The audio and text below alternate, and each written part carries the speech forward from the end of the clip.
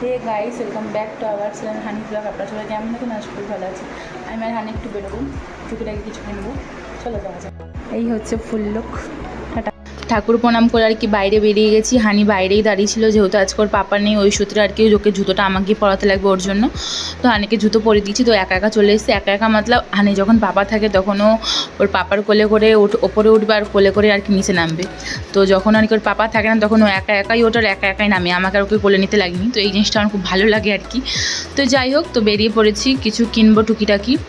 তো অনেক কিছু নেই আর কি, খাবার হালকা পাতলা কিনবো আর বাদ বাকি আর কি বর নিয়ে আসবে।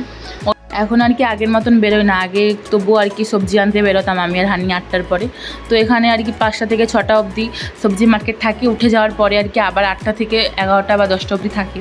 তো তখন 5টা থেকে 6টা অবধি রোদ্দুরই থাকে আর কি, ওই সূত্রে আর কি আসা হয় না। তো রান্নাবান্না করে আর কি একবার 8টার সময় আসি, আবার 9টার সময় চলে যাই। যাই হোক, তো এখন সব কিছু বরই নিয়ে আসে, ওই সূত্রে আর বেরোনো হয় না। তো চলো তোমরা দেখে থাকো কী কিনি না কিনি। রাস্তায় ভীষণ জাম ছিল।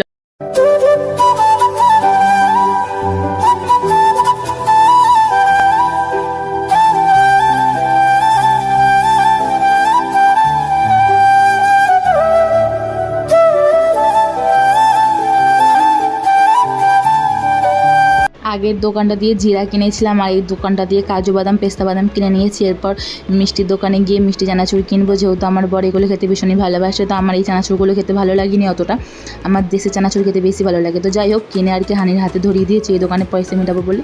তারপর আর কি আর একটা দোকানে চলে গেছি। তো ওই দোকানে ময়দা কিনেছিলাম, মটর কিনেছিলাম আর সে কফি পাউডার কিনেছিলাম।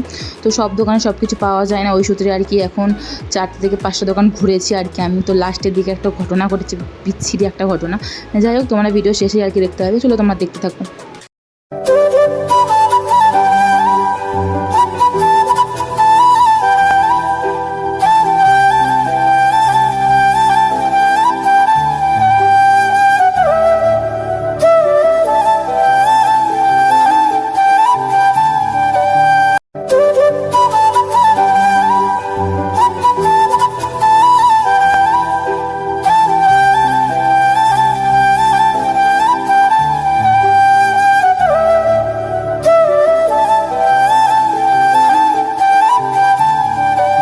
মাসের বাজার আমরা মল থেকেই করি। হানি যদি কিছু খাবার ফুরিয়ে যায় তাহলে ওই দোকান থেকে কিনি। আর এই দোকানে আমি গমের পাউরুটি কিনতে এসেছিলাম, তো গমের পাউরুটি ছিল না বলে জন্য বাড়ি চলে গেছি। ভাবলাম অতটা ওপরে উঠবো, তার আগে একটু বসে রেস্ট নিয়ে নিই। তো তারপর দেখছিলাম বসে বসে যে কটা খরচা হয়েছে না হয়েছে। তো তারপরে মনে পড়লো যে এই দোকানটায় এসে আমার আর কি গন্ডগোল হয়েছে পয়সার হিসাব। তো আমি গিয়ে বলছিলাম যে তোমরা সিসিটিভি ক্যামেরা চেক করো যে আমি কত টাকা দিয়েছি না দিয়েছি। তো ওরা প্রথমে রিমোট খুঁজে পাচ্ছিলো না। যাই হোক, কোনোরকম পুরো রিমোট পেয়েছে, আবার চালু করতে পারছিলো না। আবার পাশের দোকানটা থেকে আর কি আবার একটা ছেলেকে নিয়ে এসছে, আনার পরে আর কি চেক করছিল। আমি আবার যেই টাইমে গেছিলাম ওরা আবার সেই টাইমে ভিডিওটা খুঁজে পাচ্ছিল না। তো আবার নাম্বার দিয়েছিলাম, বলেছে নাম্বার দিয়ে যাও, ফোন করে জানিয়ে দেবো। তো ও এখন অবধি ফোন করেনি, জানি না কবে ফোন করবে না করবে। তো আবার চলে এসেছি। তো আমি আমার ব্যাগটা ফ্ল্যাটের নিচে রেখে গেছিলাম। ঢোকার সময় আর কি দিদিটার সঙ্গে দেখা হলো, তো একে সব কিছু বললাম কী হয়েছে না হয়েছে। আর বললাম অত ওপর যাবো, তাহলে একটু পানি দাও, পানি খেয়ে যাই। তারপরে হানিকেও দিল, আমাকেও দিল। জানি না যাদেরকে আমরা চিনি না তারা আর কি আমাদেরকে এত ভালোবাসা, যাদেরকে চিনি তারাই সালা বেইমানি করে। যাই হোক, তো অবশেষে আর কি ওপরে চলে এসেছি। ওপরে আসার পরে চাও বানিয়ে নিয়েছি আর হানির জন্য দুধও গরম করে নিয়েছি। তো এখন আমরা খেয়ে নেবো। শরীরটা ভীষণ ক্লান্ত, কি বলবো। তো ভিডিওটা আর কি শেষ করবো কেমন করে আর কি, ভালো লাগছিল না।